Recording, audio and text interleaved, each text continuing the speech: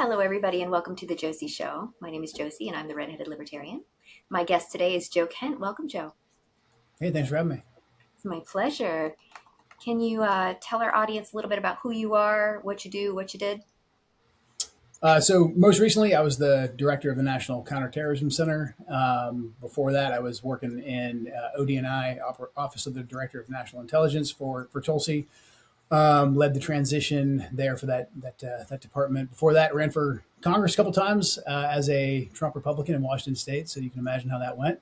And then before that, I was in the CIA and Special Forces for a little over 20 years.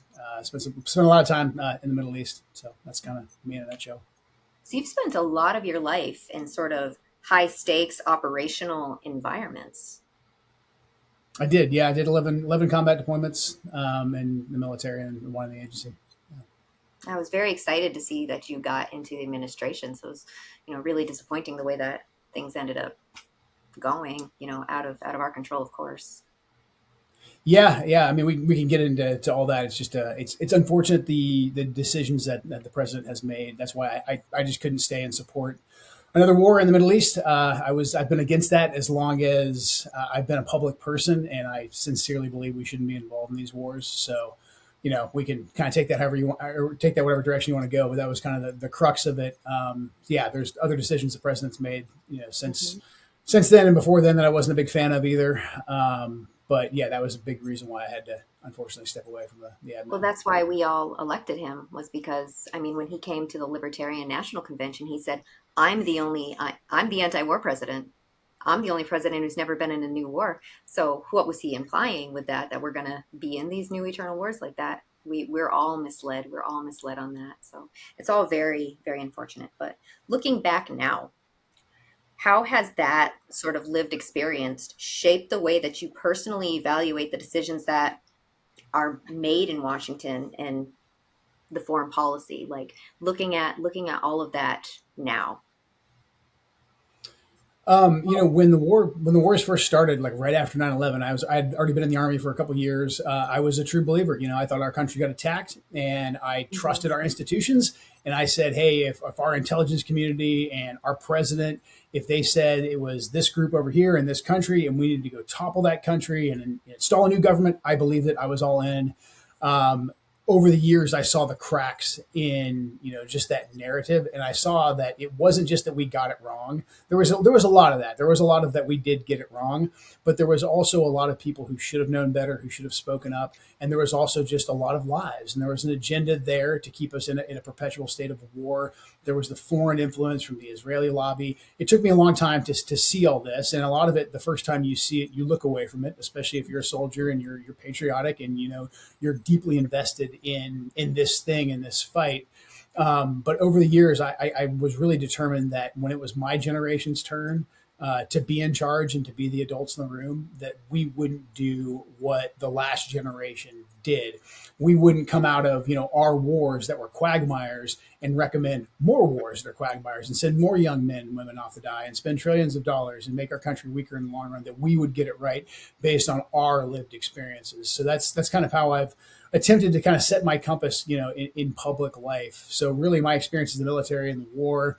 I lost my late wife. She was also in the military. She was killed fighting ISIS in Syria after Trump tried to get our troops out. So this is a big reason why I was a Trump supporter, because I believe that Trump saw the Middle East and our wars there with clear eyes.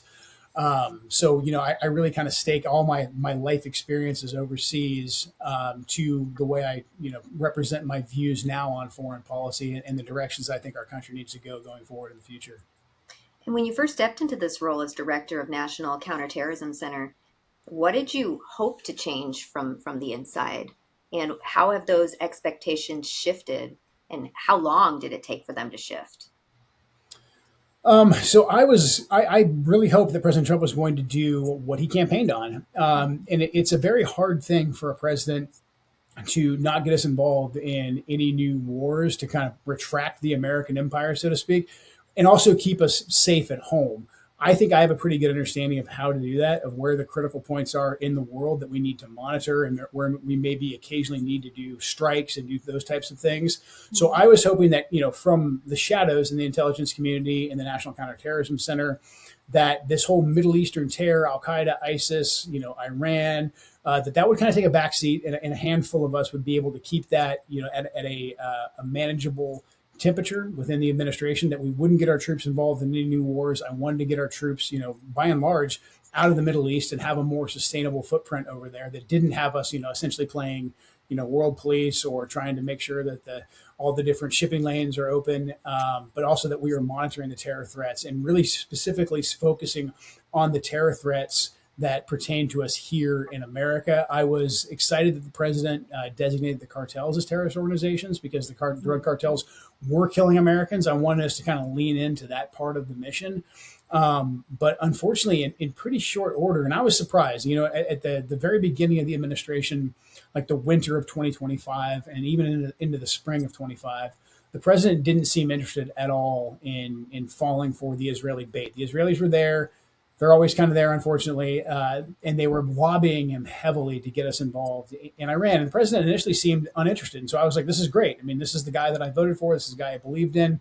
And then in pretty short order, he changed. I don't know what. I don't know what. I don't know why. We can talk about speculation there. I think there might be some other factors at play, but he decided that we needed to just go after the Houthis. Was the first one, the first time that we just sort of jumped into a conflict. But it was smaller, it was manageable. We kind of got out of it quickly when it didn't go the way we thought it was going to go.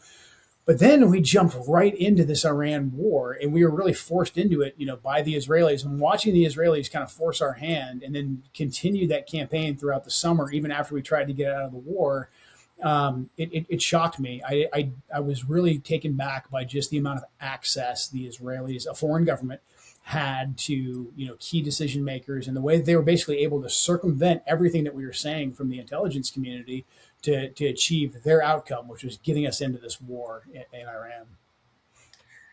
Can you talk a little bit about the NDAA and sort of the Mhm. merging of the military industrial complexes? Yeah, so the Section 219, it basically, so we'll say merger, and I think merger is like the simplest way to explain it, but then all of the critics will say, no, it's not a merger. Are you crazy? There's not going to be any, Israeli military officers in charge of American soldiers. That's not what's happening, although this might actually even be worse. Section 219 basically takes the most sensitive and most high tech sectors of our defense and intelligence research and development. So I'm talking about quantum computing. I'm talking about artificial intelligence. I'm talking about advanced drone, counter drone, ballistic missiles, really the stuff that's going to be at the cutting edge of the modern battlefield. It is putting the Israelis in a partnership with us in the development of this very sensitive technology. And so that's going to give the Israelis not just access to our best products, our best technologies. It's basically going to give them backdoor access, any place that they choose to kind of program it into those different technological systems. And look, this is the Israeli government. There might be people who love the Israelis. I understand that perspective. However, the facts don't lie. The Israelis have been caught spying on us, stealing our technology, selling it to the Russians during the Cold War. The Israelis have a horrible track record. This is not like the Brits. We're not in this relationship. I would be against us being in this relationship with any country. But this isn't us and the Canadians. This isn't us and the Aussies or the New Zealanders or some other country that we're very close with. We're very close with the Israelis, but the Israelis have a horrible track record in this regard. And we don't give any country this much access to our most sensitive technologies. So now you hear Netanyahu and a lot of the other pro-Israel people saying that, oh, because of this this tech venture we're on together, we can now we now don't need all that aid that America gives us. Well, the 3.8 billion that we give them, number one, it's not just 3.8 billion. Look at this war; it's cost us hundreds of billions of dollars, and a lot of that is at the behest of Israel. But the 3.8 billion is just really a splash in the bucket compared to what Israel is going to gain from this transfer of technology, from all the R&D that we're going to do. It's also going to make it very, very challenging. Once this program starts, it's going to make it very challenging to go and say, okay, where does Israel's involvement stop, and where does the unilateral American development, where does that begin? There's not going to be a clear line there. That's going to give them just unprecedented access. So that's really what's at the core of the NDAA Section 219. And unfortunately, I hope it doesn't pass. I encourage people to call their senators now, because unfortunately it passed the House, but it's going to go to the Senate here soon. But I am afraid it's going to pass. I'm not optimistic because the House is usually, if anybody is common sense, Yeah. it's usually the House. and they Yeah. didn't pass with flying colors. Too many people are owned by APAC. Um, Yep. in the months leading up to March 2026, she began examining material related to the assassination of Charlie Kirk and the possibility of a foreign nexus. Yep. Can you walk me through what you saw and what made you think that potentially there could be foreign actors involved in this? Yeah, so whenever there's a act of terrorism in America, to include a high-profile assassination like Charlie, NCTC, National Counterterrorism Center, investigates in a parallel capacity with the FBI. Our scope, though, is looking for foreign ties to see if there's any kind of foreign involvement in the act of terrorism or the individual. If there's no foreign involvement, NCTC waves off and FBI takes it over. Now, obviously, NCTC is a part of the intelligence community. We can't go and arrest people. We don't have any power to subpoena anybody, to do search warrants, the types of things that the FBI can do from a law enforcement perspective. So we're looking for foreign ties. So right away, when Charlie was assassinated, the second that was posted online and we got the notification that Charlie had been assassinated, we began investigating too, and that is what NCTC does anytime there's an event like this. Now, because Charlie was high profile, we immediately started looking around to see if anybody else was talking about Charlie online. As the internet and Twitter has found, there was a lot of people that were saying very, very, some cryptic and some not so cryptic things that Charlie was going to be assassinated or harmed in some way, shape, or form at UVU that day. So right away, it's like, okay, we don't know if these are foreign actors off the bat, but someone knew that he was going to be killed that day. So obviously, we need to investigate to see if there's more than one person involved in this incident. So we started doing that. We did find some potential foreign leads, but then very, very quickly, around the time that they arrested Tyler Robinson, shortly after the assassination, we were told, hey, basically stop what you're doing. We have our guy, that's it, kind of case closed. And I was a bit taken back because obviously there was people posting online ahead of the assassination. And if you think, you can't just say the whole thing's wrapped up because you arrested one person. That was my perspective. And so Cash and I, kind of went back and forth with the FBI. We eventually, NCTC representatives are part of the Joint Terrorism Task Force throughout the entire country. So we had some representatives that were there on the ground. We had some what I thought were pretty solid leads onto foreign ties. I can't get into this, the specificity of the foreign ties. And foreign ties, it could mean a foreign government, it could mean a foreign person, it could mean a foreign business. We were looking into kind of all those different factors. And with investigations, you get 100 leads and 99.5 of them kind of end up being garbage. But you have to do your due diligence. And so there was a lot of places where I felt that we needed to do our due diligence. I was a bit taken back by how quickly we were pushed away from the case. I continued to push to try and stay involved in it and to continue to investigate. But unfortunately, we were kind of blocked out, and the rest is kind of history. After that, the narrative was, hey, this is just Tyler Robinson, lone actor. Kind of stop what you're doing. And so I still have a lot of unanswered questions about the Charlie Kirk murder, as I think most people do. Yeah. What do you think happened? I don't want to speculate too much. I do think that there's more that, like, if Tyler Robinson is the guy or not, I don't know. That's going to play out in court, and there's all kinds of people that are looking at that right now. I talked to a lot of lawyers who say that, like, hey, his, whatever, his prints are on the gun, it's a slam dunk case. And then if you look at the preliminary hearings, it's really hard to actually put him up on that roof. And then there's disputes over, what actually killed Charlie. So all that's going to play out in court. That wasn't my part of the investigation. Charlie was an American citizen. When they arrested Tyler, he was an American citizen. So NCTC wasn't looking at those two individuals. In terms of the rest of the story, like whoever it is that killed Charlie, how did they come to kill Charlie, and who else are they connected to, and why did they kill Charlie? That's the part that I still have a lot of questions about. And look, Charlie was, he was a prolific figure, and there's a lot of people who could have wanted to have taken him out.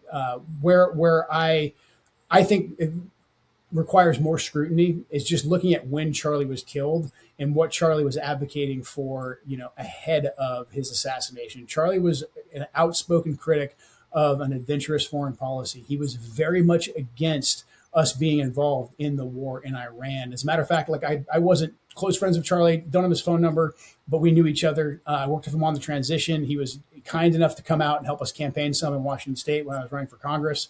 The last time I saw him was in the lead up to the 12-day war. He was in the Oval. He was going into the Oval Office to petition President Trump to not get involved in Iran. He knew the pressure that President Trump was under to get involved in Iran. Last time I saw him was in the stairwell in the West Wing, and he said, you got to stop us from getting involved in a war in Iran. The rest is kind of history. We get involved in a limited capacity at the end of the 12-day war. We conduct Operation Midnight Hammer. And then there's the summer and the fall where Trump is under more pressure. And Charlie is, outspoken supporter of President Trump saying, okay, hey, look, we just did limited strikes. Now we're done. And he was advocating for us not to get further involved in this war. Then he's assassinated, and then we get involved in the war.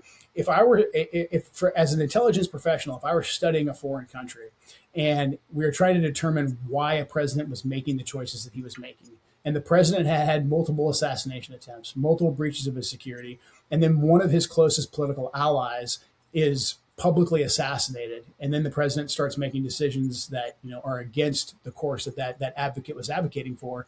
I would have to factor that into my assessment, and I think all that should be factored in right now as we determine, why was Charlie Kirk killed and by who. And I agree with that. What I thought was interesting. Charlie was a friend of mine, and that was. It still feels like I get punched in the gut anytime I think about it. Like I don't know if I'm ever Yeah. gonna accept what happened to him and believe Yes. what happened to him. Um, what what got me? Nobody even thought about looking at Iran. Nobody. Mm. Everything is Iran's fault. So whether you're um, pro-Israel, like it seems like their first instinct would have been like this was Iran and this is a reason to get into a war with Iran, but that was shut. No, you couldn't look into any foreign anything.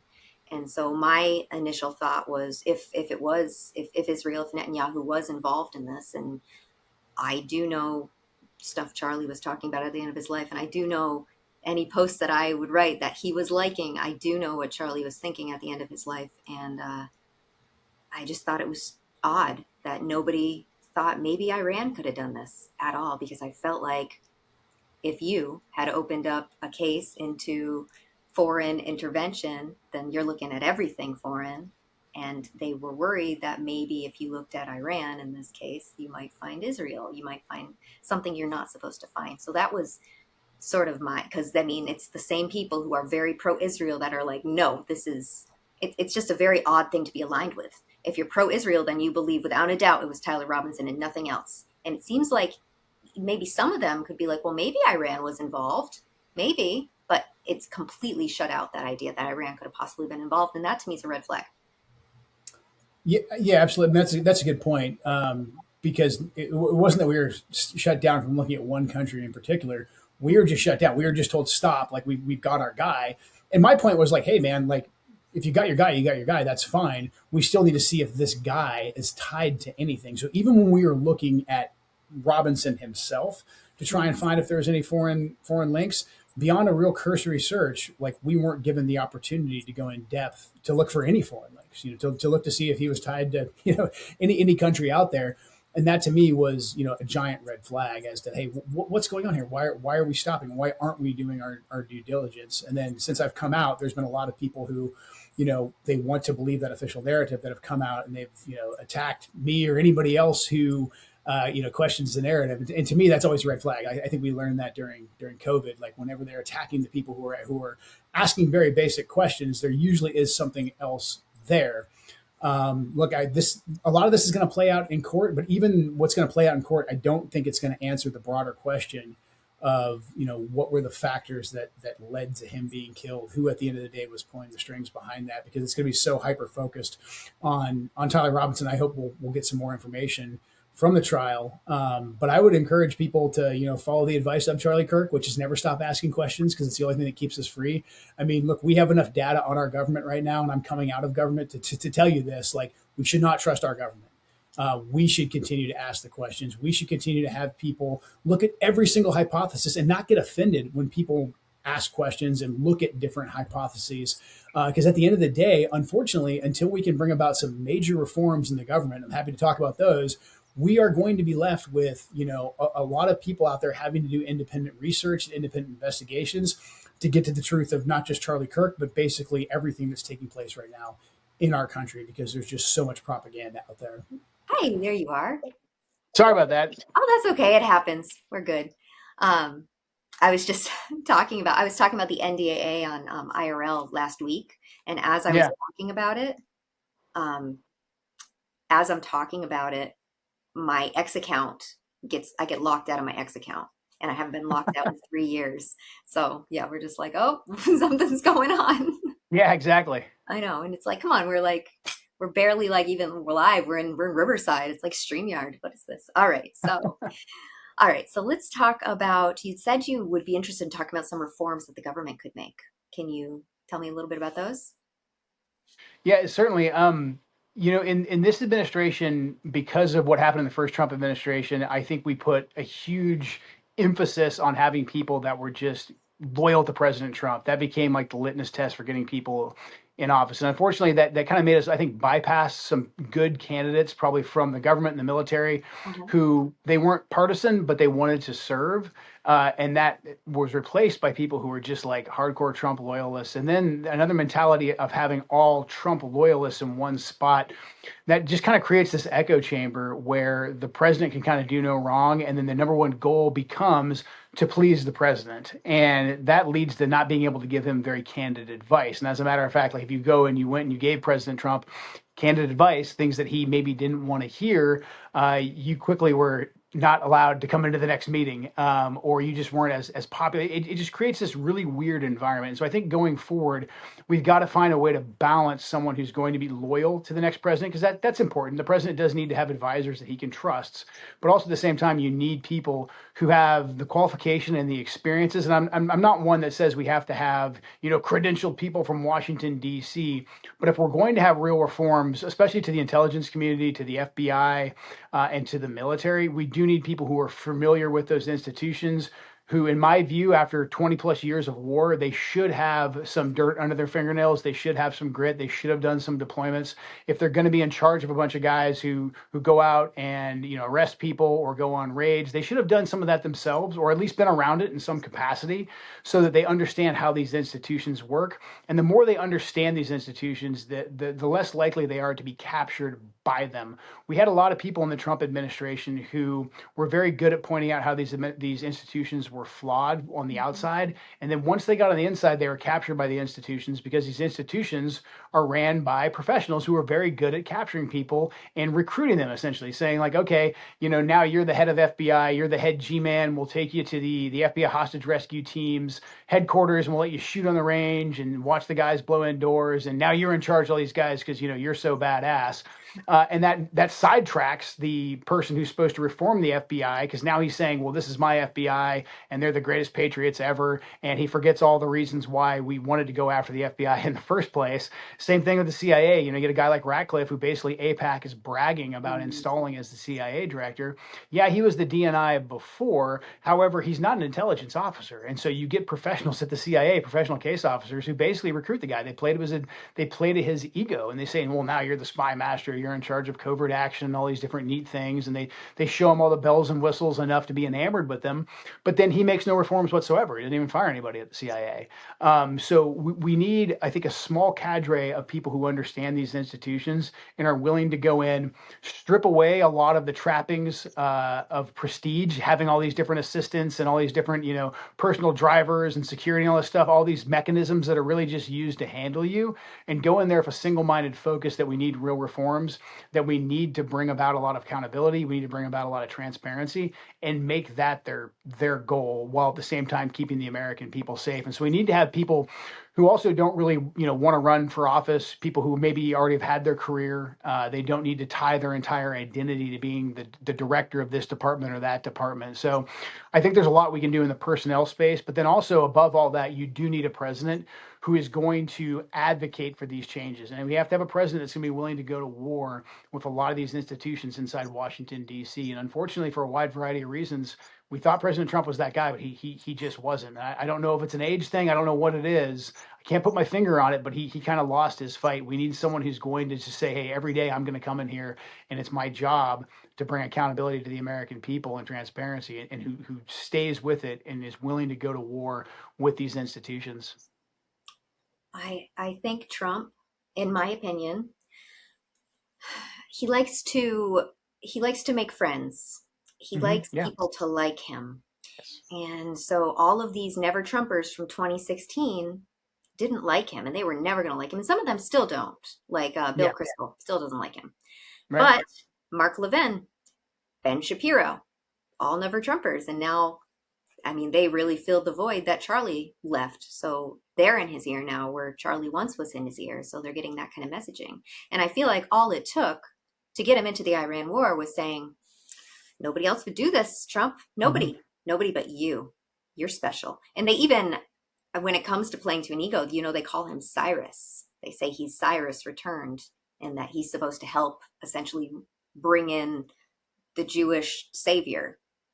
So there's a lot of like sort of comparisons to people up with God that they compare Trump to, and that really strokes his ego. And Trump is a narcissist. He's charming, like he's funny, that's, but he's also happens to be a narcissist. So stroking his ego is going to be a way to get their will completed, in my opinion. Yeah, no, I agree, and I think going forward, we're gonna have to pick somebody who maybe isn't the best stand-up comedian, the biggest Mm-hmm. personality, but someone who's gonna have that strength and is gonna understand that flattery, Yeah. flattery is probably a sword, that's gonna be used to slice your throat. So yeah, unfortunately, Trump. I mean, he'll even come out and say it. Like if someone says nice things about him, then he just likes them. Like the Lebanese president when he was in the office the other day, he was just like, "Oh, I love this guy because he complimented me," Mm-hmm. because Trump just comes out and says it, and that was a big part of the Iran war. I mean, there was the influence, there was the way that the donors were able to access the president. But at the end of the day, I think they timed their messaging properly, where they said, "Look, you were so successful in Venezuela, only you could do that. Mm-hmm. Iran's a paper tiger; they didn't hit you before." And like you said, they told him that it was going to be historic. It was going to be easy. Only you can do it. And then next thing you know, here we are in this quagmire. So we're going to need to guard against that, and I think pick people who actually have the qualifications and have the strength to hear bad news and to get multiple opinions and to make a decision not based on their own ego, but what's best for the country. Exactly. And charisma wins elections. So if you put Rand Paul up against President Trump or somebody of that level, Yeah. there people are going to be like, well, I like the nice guy. Even like Rand Paul against Gavin Newsom, charisma. But the thing about charisma is while it can be a wonderful attribute that very normal people have, it also can be an attribute of psychopaths and narcissists and sort of the dark triad, the Machiavellians. They all have that too. So when you're electing somebody based on charisma, which is what we do as Americans in general, you risk that you're going to get someone who is ultimately going to be a slave to their own ego in there. Yeah, it's definitely the downside of our of our system. I do hope though with social media, with long form podcasts like this, Mm-hmm. that the bar is going to be higher for politicians going forward. I don't know if we'll see that in 28 or if it's going to be further down the road, but I do think that the younger generation, the Gen Z folks, like I just don't see them voting for somebody who's got a great soundbite on Fox News. Maybe it's a TikTok video, but I do think the reason why platforms like this, the longer form podcasts, have become so popular, it's because people do at a very basic level. They do crave a real conversation, and they want to hear if that person is an actual human or not, or if they're just like a walking, talking punchline or talking point. So that's my hope. I get a lot of hope from like the new media environment and from the younger generation, the way they want to receive information.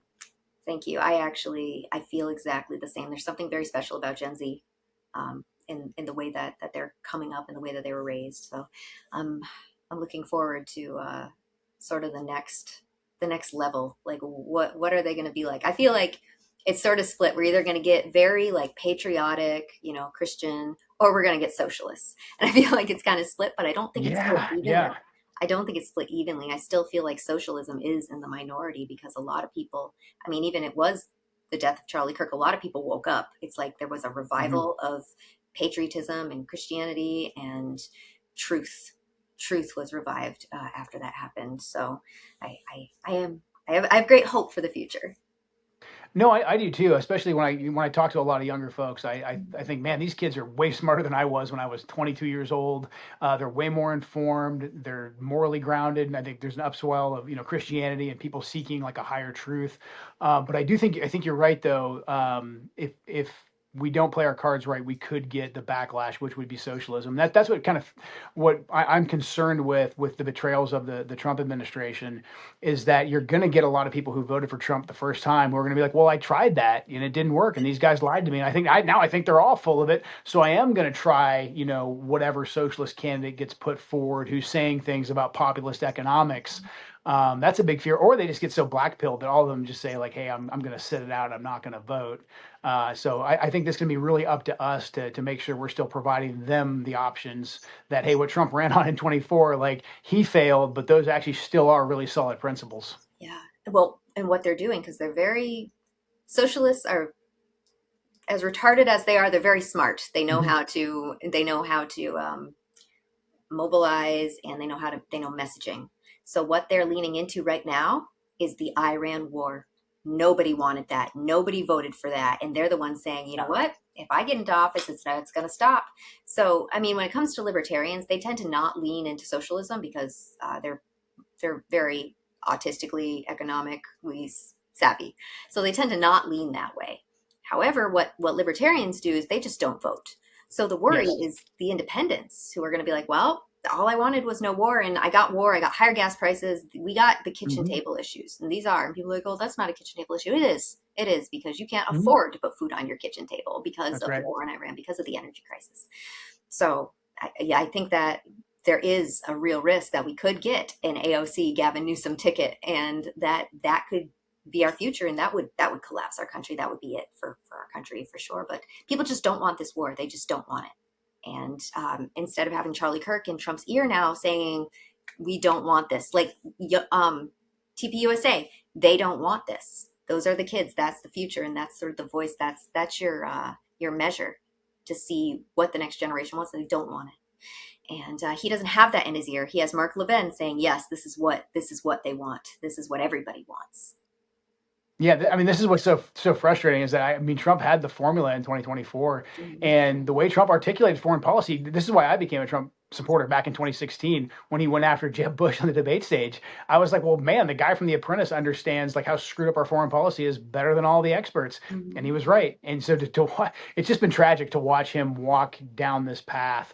And so if we don't offer an alternative, I think that's going to be the result. Is basically the younger generation who voted for the first time for Trump, they're going to be like, well, those guys screwed me. Anybody with an R by their name, like, I just don't trust them. So I'll try these other guys. And they're going to be pushing, crazy socialism or just a repeat of like the authoritarianism that we were seeing, with the Biden administration. And then that will probably lead to more wars anyways. But yeah, that's the true tragedy of what Trump has done, unfortunately, with the base that he built, with the populist coalition that he built. Absolutely, that coalition is fractured, and he's not going to get it back. I mean, he would have to end that war and cut ties with Israel to get that coalition back. Yeah, And that's not yeah. going to happen. This coalition's dead. It's over. And I mean, all the people that we wanted in the administration aren't there anymore. Like you're not there. And I mean, we had hopes for Cash, but he collapsed in on himself like a dying star. Tulsi's not there anymore. Yeah. He primaried Thomas Massey for 15 million Zio bucks to get Thomas Massey out of there. So everybody that was in there that was part of the coalition, they're not in there anymore. They're not in there. So I mean, what do we have? We have RFK, who's still great, but you can tell he's been kneecapped. So we have some Maha in there, but that's really it. That's the last semblance of the coalition that's in there. But let's talk about why you ultimately decided to resign. So, did you feel like it sounds to me like you felt like I can't work within this anymore because there's just no this is not what I signed up for, or did you feel pushed out, or was it sort of a combination? No, I didn't feel pushed out. Okay. Trump, like you said, I mean, I think there was people who didn't like, me and Tulsi and Mhm. those that were like us. They didn't want us there. But Trump and those around him, they wanted to keep everybody happy. They didn't want anyone to leave the administration to show that there was a fracture. They wanted everybody out there saying that, everything Trump does is great. So wasn't pushed out. I watched in the lead up to the 12-day war, I was working. I wasn't confirmed yet as the NCTC Mhm. director. I was Tulsi's chief of staff, and so I had a front row seat to the intelligence briefings we were giving President Trump. Was part of the deputies committee process, the National Security Council process, and that's where I really watched the Israelis come in. And I was shocked. I had worked with the Israelis before, when I was in the CIA, when I was in the Mhm. military. I had mixed feelings about them because they're very capable at what they do, especially if you're in special operations or intelligence. They're good at that. But I wasn't aware of the level of influence until I was literally sitting in the Situation Room or sitting in the White House and watching the way the Israelis were able to just run roughshod over us and walk us into this war that we knew was destructive. So I was skeptical of Midnight Hammer, but I was like, okay, fine, it's not a full war. Trump's trying to kind of get us out of this thing. But at the end of Midnight Hammer, me and several others said, like, look, the Israelis aren't going to stop. The fundamental issue we have here is that we have to restrain the Israelis from getting us sucked into this war. And if we don't do that, it's a matter of if, not when. And so I knew we were probably, unless Trump really put his foot down, I felt that we were going to get sucked back into the war. And then Trump really had the circle tightened around him. All of us who were against involvement in the 12-day war, who were against the bombing of the nuclear sites, we were really boxed out. So, I had plenty of other work to do, but I knew this was happening in the background, and I knew if we got involved in a major war with Iran, that I just couldn't be a part of it. And then once the war started on February 28th, we spent, the first 10 days, me and several others, trying to provide options to the president where he could basically just declare victory and leave, kind of make it like Midnight Hammer 2.0 and Mhm. just kind of get us out of it. But those meetings weren't going anywhere. We weren't being heard. So I knew, and then especially once we started taking casualties, I knew that I couldn't be a part of this. I mean, it was 20 years ago. I was on my third Iraq deployment, and I just remember it kind of all coming crashing down on me where I was like, they lied to get us into this war. Like, there's no weapons of mass destruction. The White House is laughing about the fact they lied to us about the weapons of mass destruction. There was no Al Qaeda in Iraq. There's Al Qaeda now because we're here. And I just remember saying to myself, like, if I could ever do something to make a difference, to make it so that like the next generation of young people don't get sent off the war, I will. And so when the casket started coming into Dover, and I've been to Dover, that's where I had to go to receive my late wife's remains. I was like, I morally can't be a part of this anymore. And also, like, I just don't think I'm effective anymore. So I'm going to leave. And I made the decision to leave in the manner that I did by writing my resignation letter and, putting it out there and then doing interviews, because I do think the American people need to know how we got into this, especially when we were being lied to about an imminent threat, about WMDs. And then just the fact that a foreign government came in and forced our hands and got us into this. I think the American people deserve to know that. So it wasn't an easy decision. It was a hard decision. I liked where I worked. I was honored to have the job. I spent most of my adult life in counterterrorism. So to be the director of the National Counterterrorism Center, it's a big thing for me. I was like, oh, this is pretty neat that I'm here. I'm honored that I was chosen for it. But when the president got us in the war and we started taking casualties, I had a lot of clarity. It was a hard decision, but it was a very clear decision for me that I had to leave. Yeah. He had made a post recently saying, "Look at all the casualties here, and I've only had, what do you say, 10 or however." And it's like, oh, only. It's like Yeah, that's not an only to a mother. That's not an only to a husband. It's not only to a wife, a child. Like that's not an no, only. And it's so tone deaf. It was tone deaf. What do you yeah. believe the trajectory of this war is at this point? It's very bad. I mean, look, the Trump has limited options. He is a captive of his own mind, really, in many ways. He could just leave. If any president could just leave right now and say, you know what? The Middle East is a disaster and it's not our fault and we're done. I bombed their navy, whatever. Trump has a way he can message things here. He could sell it, but I don't think he's going to do that because he believes that he has to have a piece of paper, essentially, a formal agreement between him and Iran that says that Trump got something. I don't think he really even cares what that something is at this point. I think he would kind of take whatever. But he wants a deal. He wants the Straits of Hormuz to be opened up again. But the problem is the Iranians aren't going to give that to him because Trump killed their supreme leader, and their supreme leader is not just the head of state; he's also their religious leader. And so, by killing the supreme leader, he created a massive rally around the flag effect. The Iranian people are galvanized. He basically proved the point of all the hardliners in Iran. For a very long time, the hardliners in Iran have said, we need to develop a nuclear weapon. We need to start attacking the Americans. We need to start attacking the Israelis. The Americans have us boxed in with all these bases. We need to hit them, hit them, hit them. However, the former supreme leader, before we killed him and the cadre of moderates, many of whom have also been killed, were saying, no, we need to pursue diplomacy. We can keep enrichment, but we don't need a nuclear weapon, and we don't need to attack America unprovoked. And they were willing to make a deal with President Trump. Trump just proved the case of all the hardliners. So now the hardliners are saying there's no way we're giving Donald Trump a deal. We are going to continue to squeeze with the Straits of Hormuz, the Bab el Mandeb, to make it very, very domestically difficult for the president because of the price of oil and gas and fertilizer. They believe that they have the upper hand, and in many ways they do, because it doesn't take much for Iran to frustrate the shipping lanes. All they need is some mines and the occasional drone. We just saw in the last 24 hours they've had a drone either by the Iranians or by one of their proxies hit ships on the northern end of the Suez, now adding the Mediterranean and adding Egypt into the conflict, which is going to hurt, all the different bypasses that we think we come up with to bypass the Straits of Hormuz, the Iranians are able to reach. And so the president's going to be left with limited options. He's trying. I think he's going to be sold on this campaign plan that CENTCOM is pitching, where they're going to do another 10, 15 days of bombing.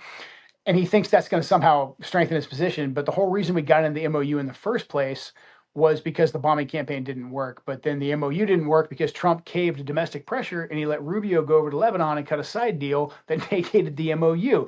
So he keeps kind of negotiating against himself in a way, and he just won't pick up and leave, which gives the upper hand to the Iranians. So I think he's going to get frustrated with the bombing campaign, and I fear, and I hope I'm wrong, but I think after he gets frustrated with the bombing campaign and our lack of long-range, high-precision munitions, he's going to be talked into doing something that puts our boots on the ground so that we can use less sophisticated munitions. And then really at the end of the day, if your bombing campaign doesn't work, your only option is to leave. He's not going to do that, or it's to put boots on the ground.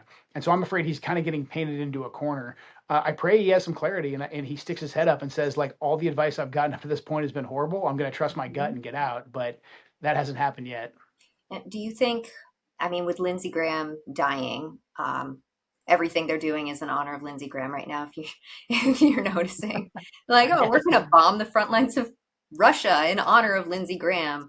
It's like it's one thing to like name a base after him, like, okay, I get it. He was a war hawk. There's never been a war he didn't like, but everything they're doing is in honor of him. So do you feel like that there could be some sort of merger between Ukraine and Israel in honor of Lindsey Graham, like, or what do you think? Yeah, I feel like that's already happening. I mean, the fronts of the war, so to speak, were already merged, mostly because of our incompetence. Mhm. We kept the war going in Ukraine. We kept supporting the Ukrainians. We kept allowing the Ukrainians to strike Russian energy targets. We sanctioned Russian oil. We kicked Russia off the SWIFT system. So there was already a war on energy going on in Europe and to the north. And then we started this war in Iran.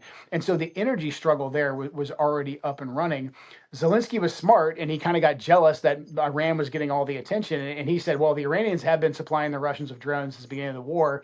And he struck that Iranian ship in the Caspian Sea.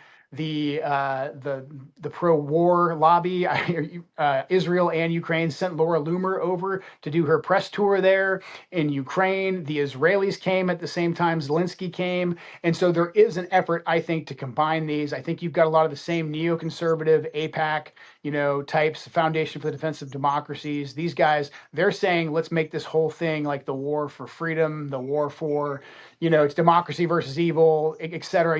I just watched a Fox News clip where I think it was one of the talking head generals was saying that this is the new axis of evil that we're up against.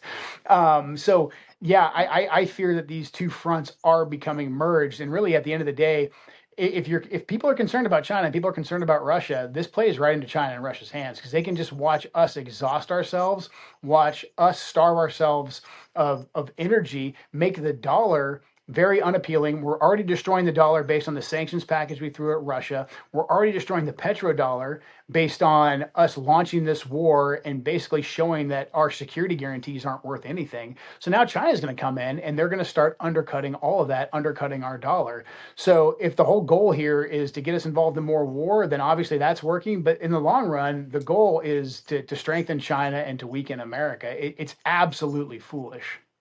How do you think Greater Israel plays into this?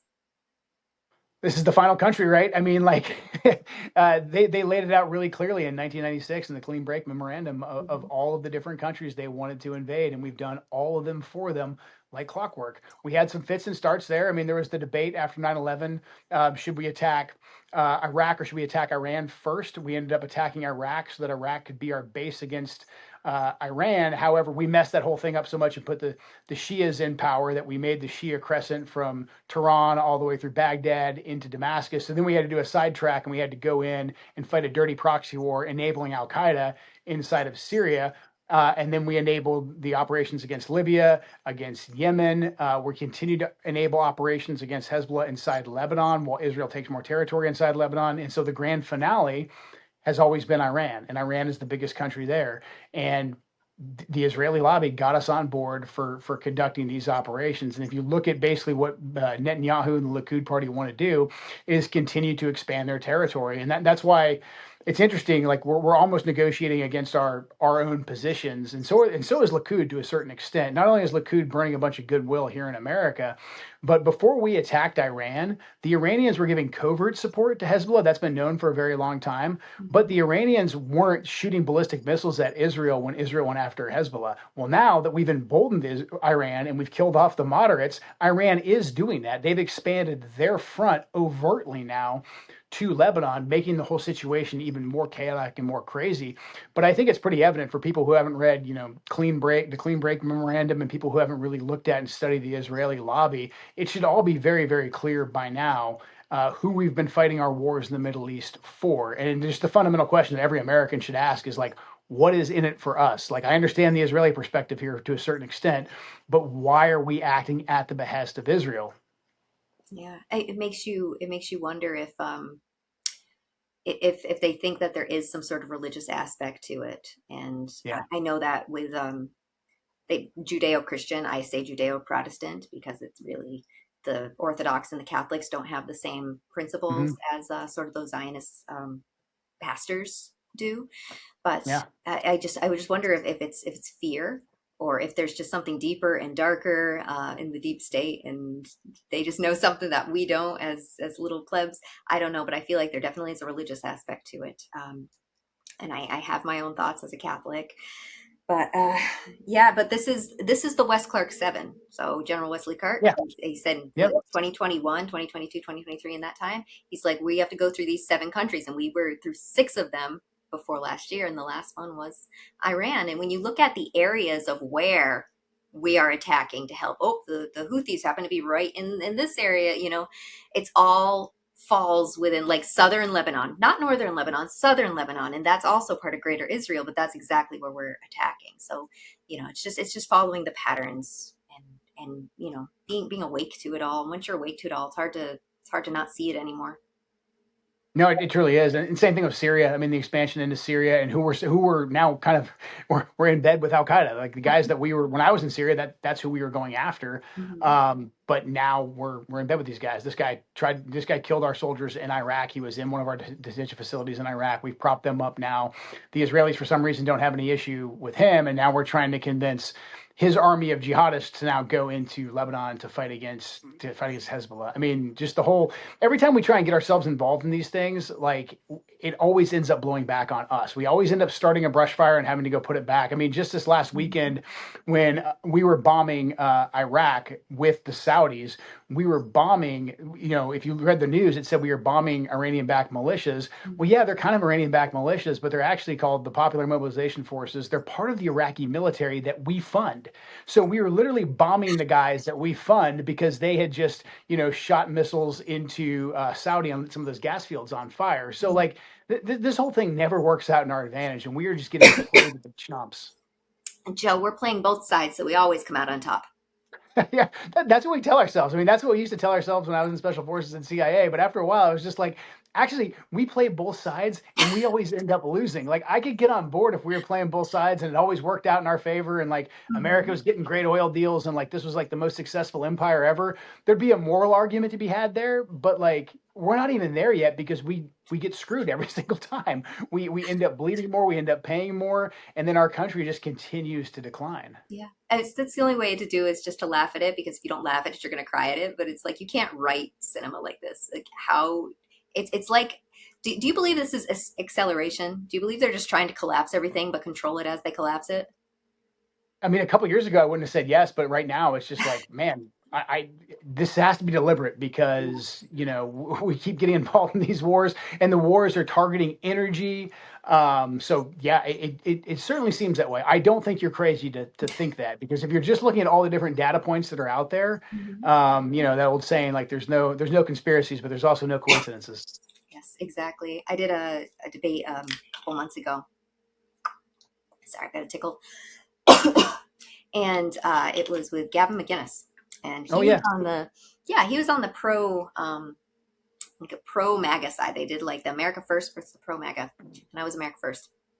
And he's like, he made an argument. He was like, it's about energy. He's like, if Trump controls the energy, Trump controls everything. If America controls the energy, America controls everything. So that's why they're trying to capture our. That's why they're trying to capture the Strait of Hormuz. And I'm like, all right, if that's I'm so sorry. If that's the main intention, then like I understand it, and I'm a libertarian. I don't want this to be the main intention, but if this is the intention, then I understand why he's doing it.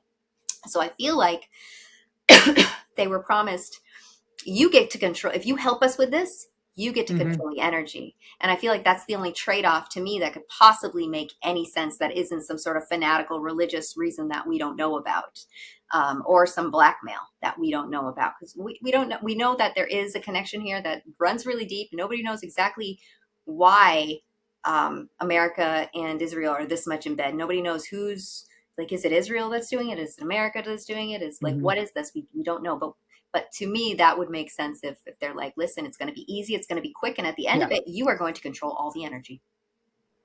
Yeah, I mean, which is crazy because that's what we were told at the beginning of the Iraq War too. I mean, Mhm. this is what Rumsfeld was saying in like '02. He was just like, "Yeah, we'll be greeted as liberators, and then the proceeds we're going to get from the oil field, it's not just going to pay for the whole invasion and the reconstruction. It's going to make us all filthy rich." Like they always say that, and so it's Mhm. crazy to me that Trump. I still have a hard time believing that Trump bought off on that. Yeah. But he probably did. I mean, he probably had someone come in there and say, "Hey, this is the great risk board that you're the master of, and you're going to control the Straits of Hormuz, and then you'll control the Bab al-Mandeb and the Suez, and everybody will owe you everything." Um, and that's what he fell for, I guess. Otherwise it is something darker. Hmm. King of the world. King of the world. That's appealing.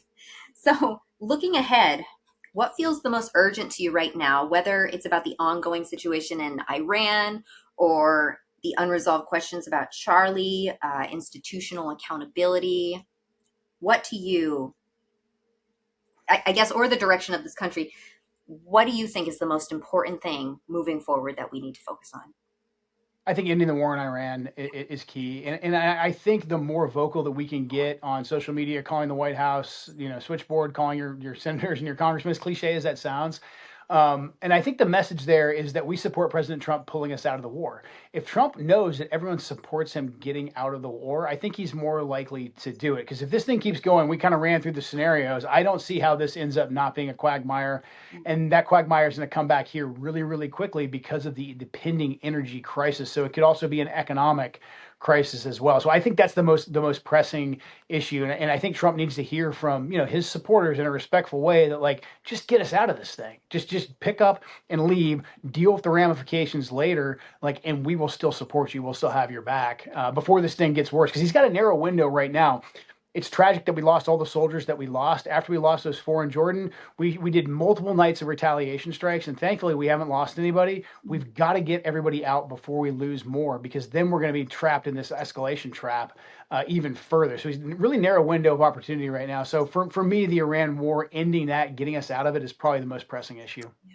And you're right, because as soon as another soldier dies, we retaliate. You have to You have to. retaliate Yeah. after that happens, and that's what's going to get us stuck in this broken merry-go-round. Joe, I want to thank you so much for your time. I want to be respectful of it. So, where can people find you, help support your work, help support your messaging?